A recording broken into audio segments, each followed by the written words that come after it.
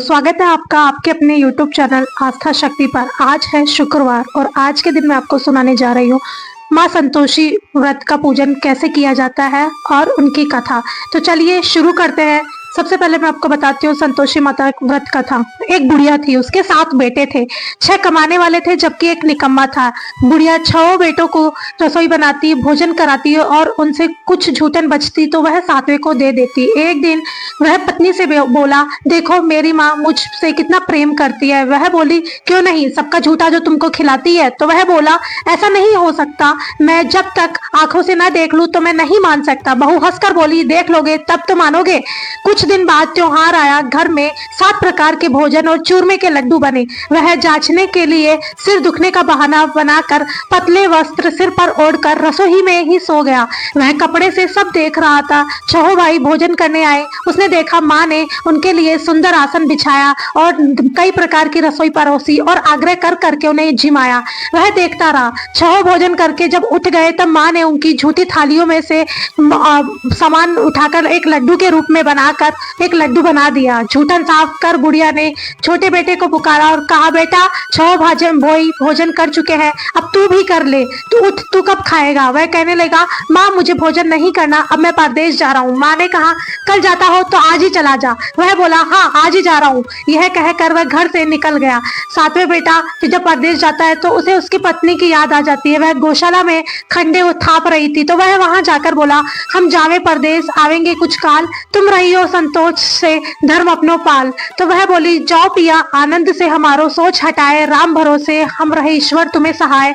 2 निशानी आपन देख धरू में धीर, सुधी मती है हमारी भीड़ सी और रखी मन गंभीर। वह बोला, मेरे पास तो देने को कुछ नहीं है, यह अंगूठी है सो ले ले, अपनी कुछ निशानी मुझे दे दे। वह बोली, मेरे पास क्या है, ये गोबर भरा हाथ है। यह कहकर उसने उसकी पीठ पर गोबर के हाथ की थाप मार दी और वह चल दिया। चलते चलते वह दूर देश में पहुंचा। परदेश में फिर वहां उसे एक साहूकार की दुकान थी। वह वहां जाकर कहने लगा, भाई मुझे नौकरी पर रख लो। साहूकार को जरूरत थी। वह बोला, रह जा। लड़के ने पूछा, तनख्वाह क्या दोगे। साहूकार ने बोला, काम देखकर दाम मिलेंगे। साहूकार की नौकरी मिली। वह सुबह 7 बजे से 10 बजे तक नौकरी करने लगा, मन लगाकर परिश्रम करने लगा। कुछ दिनों में ही दुकान का सारा लेन देन, हिसाब किताब, ग्राहकों को माल बेचना, सारा काम उसने सीख लिया और बखूबी करने लगा। साहूकार के 7-8 नौकर थे, वे सब चक्कर खाकर गिरने लगे और वह बहुत होशियार बन गया। सेठ ने भी काम देखा और 3 महीने में ही उसे आधे मुनाफे का हिस्सेदार बना लिया। वह कुछ वर्ष में ही नामी सेठ बन गया और मालिक सारा कारोबार उस पर छोड़कर चला गया। इधर उसकी पत्नी को सास ससुर बहुत दुख देने लगे। सारी गृहस्थी का काम उससे कराते, उससे लकड़ी लेने जंगल में भी अकेले भेज देते। इस बीच घर के आटे से जो भी भूसी निकलती उसकी रोटी बनाकर रख दी जाती और फूटे नारियली में पानी। एक दिन वह लकड़ी लेने जा रही थी। रास्ते में बहुत सी स्त्रियां संतोषी माता का व्रत करती दिखाई दी। वह वहां खड़ी हो गई और कथा सुनने लगी और पूछा, बहन तुम किस देवी देवता का व्रत करती हो और उसके करने से क्या फल मिलता है। यदि तुम इस व्रत का विधान मुझे समझाकर कहोगे तो मैं तुम्हारा बड़ा एहसान मानूंगी। तब उनमें से एक स्त्री बोली, सुनो, यह संतोषी माता का व्रत है। इसके करने से निर्धनता दरिद्रता का नाश होता है और जो भी मन में कुछ भी कामना हो सब संतोषी माता की कृपा से पूरी होती है। तब उसने उससे व्रत की विधि पूछी। संतोषी माता की विधि, वह बोली कि 1.25 आने का गुड़ चना लेना, इच्छा हो तो 5.25 आने का लेना, या 1.25 रुपए का भी सहूलियत के अनुसार ले आना। बिना परेशानी और श्रद्धा प्रेम से जितना भी बन पड़े सवाया लेना। प्रत्येक शुक्रवार को निराहार रहकर कथा सुनना। इसके बीच क्रम नहीं टूटे, लगातार नियम का पालन करना। सुनने वाला कोई न मिले तो घी का दीपक जलाकर उसे आगे या जल के पात्र के सामने रख कर कथा कहना। जब कार्य सिद्ध ना हो नियम का पालन करना और कार्य सिद्ध हो जाने पर व्रत का उद्यापन करना। यदि किसी के ग्रह खोटे भी हो तब माता वर्ष भर में कार्य सिद्ध करती है। फल सिद्ध होने पर उद्यापन करना चाहिए, बीच में नहीं। उद्यापन में 2.5 सेर आटे का खाजा तथा इसी परिणाम में खीर तथा चने का साग करना। 8 लड़कों को भोजन कराना और जहां तक मिले देवर जेठ भाई बंधु के हो, न मिले तो रिश्तेदारों और पास पड़ोसियों को बुलाना, उन्हें भोजन करा यथाशक्ति दक्षिणा दे माता का नियम पूरा करना। उस दिन घर में खटाई न खाना। यह सुन बुढ़िया के लड़के की बहू चल दी। रास्ते में लकड़ी के बोझ को बेच दिया और उन पैसों से गुड़ चना ले माता के व्रत की तैयारी कर आगे चली और सामने मंदिर देखकर पूछने लगी, यह मंदिर किसका है?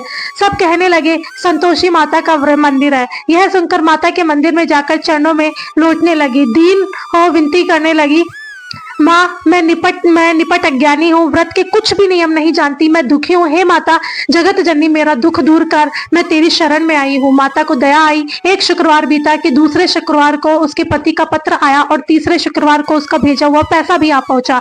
यह देख जेठ जिठानी मुंह सिकोड़ने लगे, लड़के ताने देने लगे, काकी के पास पत्र आने लगे, रुपया आने लगा। अब तो काकी की खातिर बढ़ेगी। बेचारी सरलता से कहती, भैया कागज आवे रुपया आवे, हम सबके लिए अच्छा है।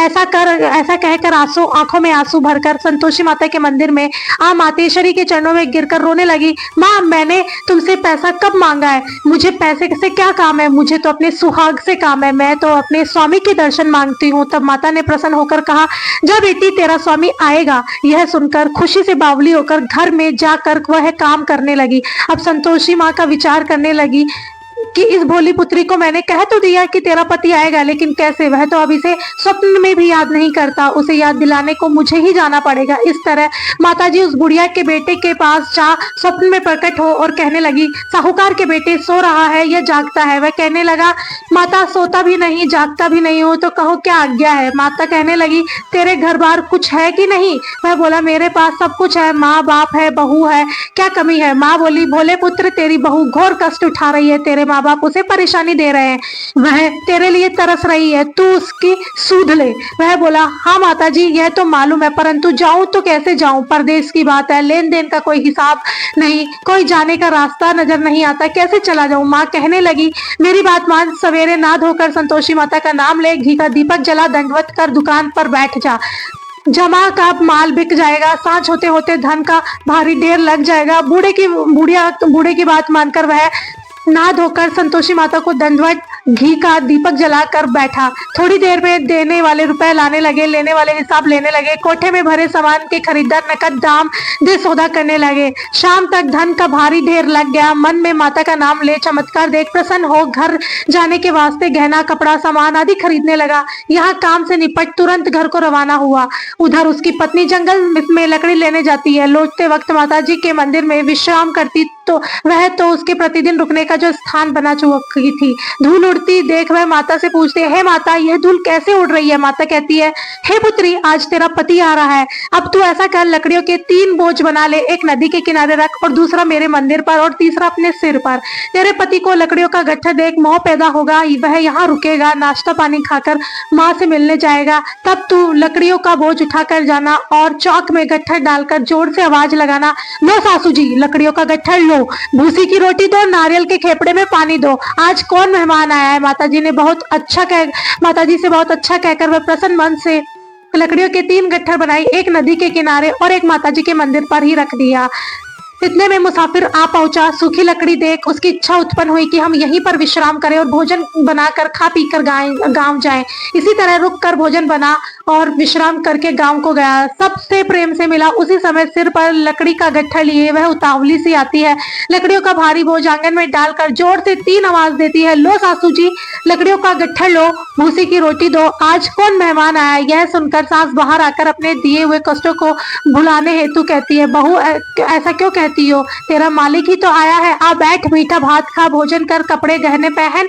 उसकी आवाज सुन उसका पति बाहर आता है। अंगूठी देख व्याकुल हो जाता है। माँ से पूछता है, माँ यह कौन है? माँ बोली, बेटा यह तेरी बहू है, जब से तू गया है तब से सारे गांव में भटकती फिरती है, घर का काम काज कुछ नहीं करती, 4 पहर आकर खाती है। वह बोला, ठीक है माँ, मैंने इसे भी देखा है और तुम्हें भी, अब दूसरे घर की ताली की चाबी दो, उसमें ही रहूंगा मैं। माँ बोली, ठीक है जैसी तेरी मर्जी। तब वह दूसरे मकान की तीसरी मंजिल का कमरा खोलकर सारा सामान जमाया। एक दिन राजा के महल जैसा ठाठवान बन गया। अब क्या था, बहू सुख भोगने लगी। इतने में शुक्रवार आया।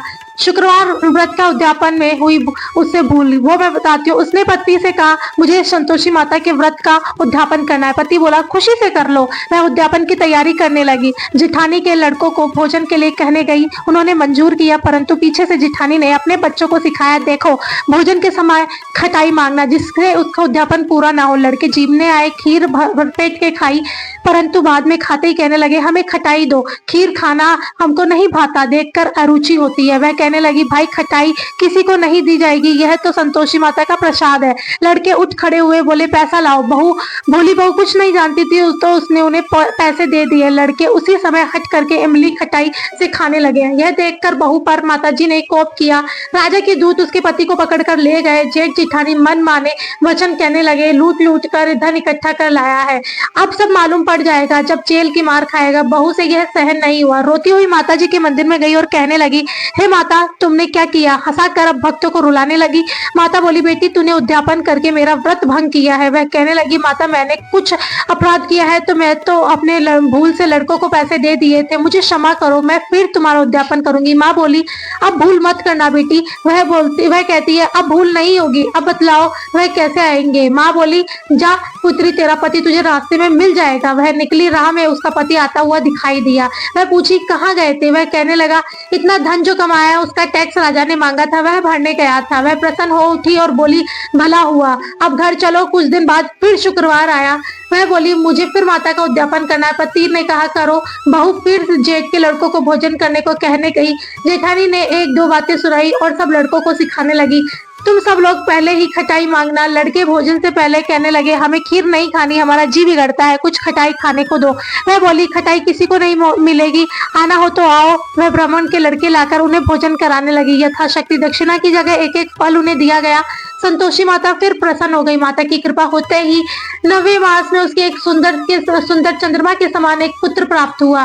पुत्र को पाकर प्रतिदिन माता जी के मंदिर में जाने लगी। माँ ने सोचा, यह रोज आती है, क्यों ना आज मैं इसी के घर चलूं। यह विचार कर माता ने भयानक रूप बनाया। गुड़ चने से सना मुख, ऊपर से सूंद के समान होठ और उन पर मक्खियां भिन भिन कर रही थी।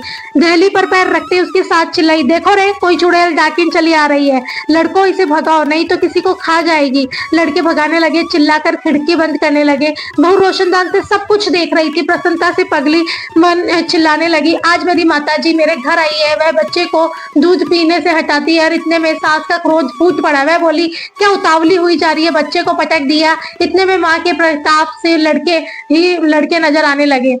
माता, मैं जिसका व्रत करती हूँ यह वही संतोषी माता है। बहू ने कहा माता जी से। सबने माता जी के चरण पकड़ लिए और विनती कर कहने लगे, हे माता, हम मूर्ख है, ज्ञानी है, तुम्हारे व्रत की विधि हम नहीं जानते, व्रत भंग कर हमने बड़ा अपराध किया है, जग माता आप हमारा अपराध क्षमा करो। इस प्रकार से माता प्रसन्न हुई और बहू को प्रसन्न होकर बहुत अच्छा फल दिया। जैसा माता उसको दिया वैसा सबको देना, सबके मनोरथ पूर्ण करना।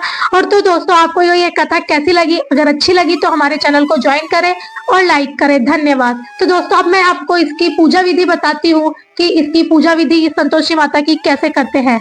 दोस्तों, संतोषी माता की पूजा विधि में सबसे पहले शुक्रवार को सूर्योदय से पहले उठकर स्नान करें। फिर एक चौकी पर लाल कपड़ा बिछाकर माँ संतोषी की तस्वीर या मूर्ति को स्थापित या कलश की स्थापना करें। इसके बाद माता को फूल, सिंदूर, अक्षत, गुड़, चने और केले का भोग लगाए, घी का दीपक और धूप लगाए और फिर आरती करें। व्रत कथा, चालीसा या मंत्र का पाठ करें और फिर प्रसाद बांटकर कलश के जल को पूरे घर में छिड़के। तो ये था संतोषी माता के पूजन की विधि। तो दोस्तों, अगर आपको ये विधि भी अच्छी लगी तो हमारे चैनल को जरूर ज्वाइन करें और शेयर करें। धन्यवाद।